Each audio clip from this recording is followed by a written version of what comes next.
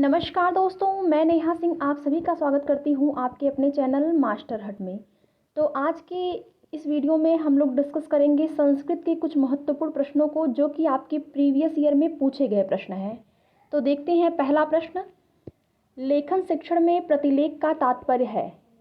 Option number A है पुस्तक से कुछ अंश को देखकर लिखना। ऑप्शन बी है अध्यापक बोलता है छात्र लिखता है। ऑप्शन नंबर सी है एक छात्र बोलता है अन्य अन्य छात्र लिखते हैं। और ऑप्शन नंबर डी है स्मरण के आधार पर लिखना। तो प्रतिलेख का अर्थ होता है कि कोई भी लिखी हुई चीज़, चाहे टीचर उसको बोर्ड पे लिखा है या फिर बुक में कोई भी चीज़ लिखी है, आप उसको देखकर ज्यों का त्यों उतार लें, यानी कि नकल करना। तो प्रश्न का राइट आंसर हो जाएगा ऑप्शन नंबर ए, यानी कि पुस्तक से कुछ अंश को देखकर लिखना कहलाता है प्रतिलेख। अगला प्रश्न है, शिक्षण में नैदानिक परीक्षण की आवश्यकता होती है। ऑप्शन नंबर ए है छात्र की पारिवारिक आय की जांच करने के लिए। ऑप्शन बी है स्वास्थ्य परीक्षण के लिए। ऑप्शन सी है छात्र की विषयगत कमजोरियों को जानने के लिए। और ऑप्शन नंबर डी है छात्रों में प्रतिस्पर्धा की भावना का विकास करने के लिए। तो नैदानिक परीक्षण यानी कि कमजोरियों को जानना। यहीं पर अगर उपचारात्मक परीक्षण होता तो इसका आंसर हो जाता कमजोरियों को जानना और उसका उपचार करना। जबकि प्रश्न में पूछा है नैदानिक परीक्षण की आवश्यकता, तो नैदानिक परीक्षण की आवश्यकता जो होती है वह छात्र की जो भी विषयगत समस्याएं होती हैं, जो भी कमजोरियां होती हैं, उनको जानने के लिए इसका उपयोग किया जाता है। तो प्रश्न का राइट आंसर हो जाएगा ऑप्शन नंबर सी। अगला प्रश्न है, कक्षा शिक्षण में सबसे आवश्यक शिक्षण सामग्री कौन सी है। ऑप्शन नंबर ए है रेडियो। ऑप्शन बी है चार्ट। ऑप्शन नंबर सी है श्यामपट्ट। ऑप्शन नंबर डी है ग्रामोफोन। तो कक्षा शिक्षण की अगर बात करें तो सबसे आवश्यक शिक्षण सामग्री यहाँ पर हो जाएगा श्यामपट्ट। बहुत ही आसान प्रश्न है, आप सभी को आता होगा। तो ऑप्शन नंबर सी जो है इस प्रश्न का राइट आंसर है। इसी तरीके से आप लोगों को डेली हमारे चैनल के माध्यम से अलग अलग विषयों का प्रैक्टिस सेट अवेलेबल कराया जाएगा। तो जो भी लोग चैनल पर नए हैं प्लीज़ चैनल को सब्सक्राइब कर लें, वीडियो को लाइक करें और शेयर करें। तो अगला प्रश्न देखते हैं क्या है। क वर्ड का उच्चारण स्थान है। ऑप्शन नंबर ए है मूर्धा। ऑप्शन बी है तालु। ऑप्शन सी है कंठ। और ऑप्शन नंबर डी है ओष्ठ। तो क वर्ड का उच्चारण स्थान होता है कंठ। क वर्ग में जो भी वर्ण आते हैं जैसे क ख ग घ अंग्या, इसके साथ ही ह और विसर्ग, इन सब का उच्चारण स्थान जो होता है वह कंठ होता है। तो प्रश्न का राइट आंसर हो जाएगा ऑप्शन नंबर सी।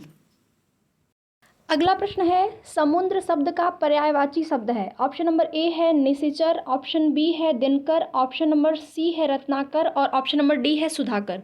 तो समुद्र शब्द का पर्यायवाची शब्द होता है रत्नाकर, यानी कि ऑप्शन नंबर सी जो है इस प्रश्न का राइट आंसर हो जाएगा। और निशिचर का अगर आप देखें पर्यायवाची, तो निशिचर का पर्यायवाची हो जाएगा यहाँ पर राक्षस। और दिनकर का सूर्य, इसके साथ ही अगर सुधाकर का देखें तो चंद्रमा। ये पर्यायवाची शब्द हैं। ठीक, अगला प्रश्न देखते हैं। प्रश्न है, सबसे प्राचीन वेद है। ऑप्शन नंबर ए है ऋग्वेद। ऑप्शन बी है यजुर्वेद। ऑप्शन नंबर सी है सामवेद। ऑप्शन नंबर डी है अथर्ववेद। तो इस प्रश्न का आंसर आप सभी जानते होंगे, सबसे प्राचीन वेद है ऋग्वेद, यानी कि ऑप्शन नंबर सी जो है ए जो है इस प्रश्न का राइट आंसर हो जाएगा। अगला प्रश्न है, भारतीय भाषाओं की जननी है। ऑप्शन नंबर ए है हिंदी। ऑप्शन बी है संस्कृत। ऑप्शन नंबर सी है द्रविड़। ऑप्शन नंबर डी है पंजाबी। तो भारतीय भाषाओं की जननी है संस्कृत भाषा। संस्कृत भाषा को सभी भाषाओं की जननी माना जाता है। और संस्कृत से पाली आया, पाली से प्राकृत, प्राकृत से अपभ्रंश और अपभ्रंश से इसके बाद हिंदी की उत्पत्ति हुई। तो भारतीय भाषाओं की जननी ऑप्शन नंबर बी, यानी कि संस्कृत भाषा। अगला प्रश्न देखते हैं। प्रश्न है, संस्कृत के प्रत्येक लकार के पुरुष होते हैं। ऑप्शन ए है 2। ऑप्शन बी है 3। ऑप्शन नंबर सी है 4। और ऑप्शन नंबर डी है 5। तो संस्कृत में प्रत्येक लकार में 3 पुरुष होते हैं। कौन कौन से? प्रथम पुरुष, मध्यम पुरुष और उत्तम पुरुष। तो प्रश्न का राइट आंसर हो जाएगा ऑप्शन नंबर बी। अगला प्रश्न है, अष्टाविंशति शब्द का अर्थ होता है। ऑप्शन नंबर ए है 18। ऑप्शन बी है 28। ऑप्शन सी है 38। और ऑप्शन नंबर डी है 48। तो अष्टाविंशति शब्द का अर्थ होता है 28। विंशति यानी कि 20। अष्ट यहाँ यानी कि 8। तो अष्टाविंशति 28। और यदि यहाँ पर 18 को देखें तो 18 को संस्कृत में कहेंगे अष्टादश। 38 को और 38 को संस्कृत में कहेंगे अष्टात्रिंशत्, 48 को संस्कृत में कहेंगे अष्टचत्वारिंशत्। ठीक, तो इस प्रश्न का राइट आंसर हो जाएगा ऑप्शन नंबर बी यानी कि 28। 28 को कहेंगे अष्टाविंशति। अगला प्रश्न है पावकः शब्द का संधि विच्छेद होता है। ऑप्शन नंबर ए है प धन आवकः, ऑप्शन बी है पा धन आवकः, ऑप्शन सी है प धन अकः, ऑप्शन नंबर डी है पो धन अकः।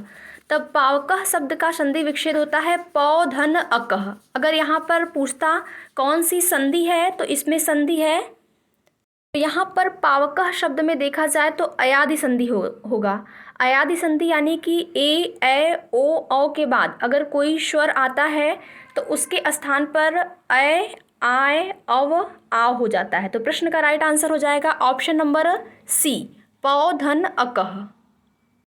अगला प्रश्न है अष्टाध्यायी ग्रंथ संबंधित है। ऑप्शन नंबर ए है व्याकरण से, ऑप्शन बी है नाट्य शास्त्र से, ऑप्शन सी है अलंकार से, ऑप्शन नंबर डी है काव्य शास्त्र से। तो अष्टाध्यायी ग्रंथ जो है वह व्याकरण से संबंधित है और इसके रचयिता हैं महर्षि पाणिनि।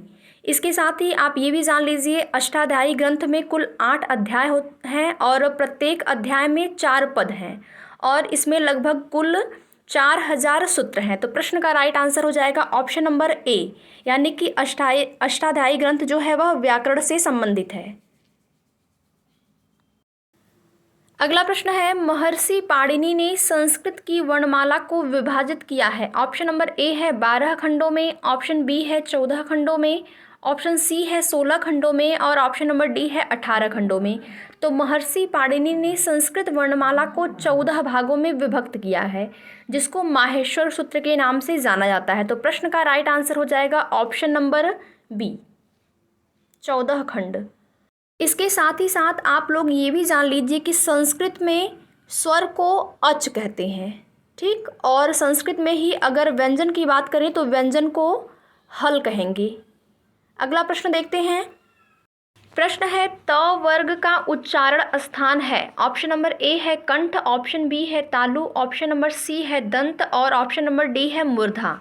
तो त वर्ग का उच्चारण स्थान होता है दंत।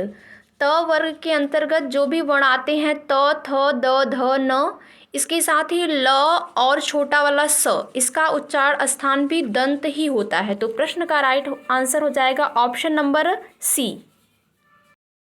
अगला प्रश्न है निम्नलिखित में से कौन अशुद्ध वाचन का कारण नहीं है। ऑप्शन नंबर ए है वर्णों की ध्वनियों का ज्ञान न होना, ऑप्शन बी है प्रयत्न लाघव, ऑप्शन सी है उच्चारण संबंधी अभ्यास की कमी और ऑप्शन नंबर डी है सस्वर वाचन। तो यहाँ पर अगर अशुद्ध वाचन की बात करें तो अशुद्ध वाचन के अंतर्गत आ जाएगा वर्णों की ध्वनियों का ज्ञान न होना, यानी कि यह अशुद्ध वाचन का कारण है। वर्णों की ध्वनियों का ज्ञान न होना, प्रयत्न लाघव और उच्चारण संबंधी अभ्यास की कमी, ये तीनों जो है वह अशुद्ध वाचन का कारण है, जबकि सस्वर वाचन जो है वह अशुद्ध वाचन का कारण नहीं है। सस्वर वाचन जो है वह एक उच्चारण की वैदिक परंपरा है, यानी कि वैदिक काल से ही यह चली आ रही है सस्वर वाचन। तो प्रश्न का राइट आंसर हो जाएगा ऑप्शन नंबर डी।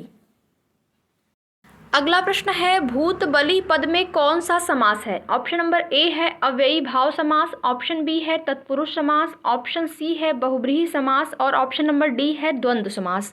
तो भूत बलि पद में समास है तत्पुरुष। तत्पुरुष समास में क्या होता है, उत्तर पद इसमें प्रधान होता है तत्पुरुष समास में, इसके साथ ही विभक्ति का लोप होता है। तो भूत बलि पद में समास हो जाएगा ऑप्शन नंबर बी यानी कि तत्पुरुष समास। अगला प्रश्न आपकी प्रैक्टिस सेट का लास्ट प्रश्न है दा धातु में कत्वा प्रत्यय का योग करने पर होता है। ऑप्शन नंबर ए है दात्वा, ऑप्शन बी है दायित्वा, ऑप्शन सी है दत्वा और ऑप्शन नंबर डी है दायित्वा।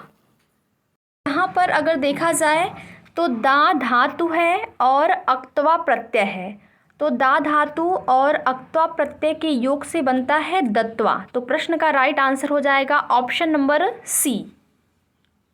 तो आप सभी जो भी चैनल पर नए हैं चैनल को ज़रूर सब्सक्राइब कर लें, वीडियो को लाइक कर दें और साथ ही शेयर भी ज़रूर कर दें। तो मिलते हैं नेक्स्ट वीडियो में, धन्यवाद।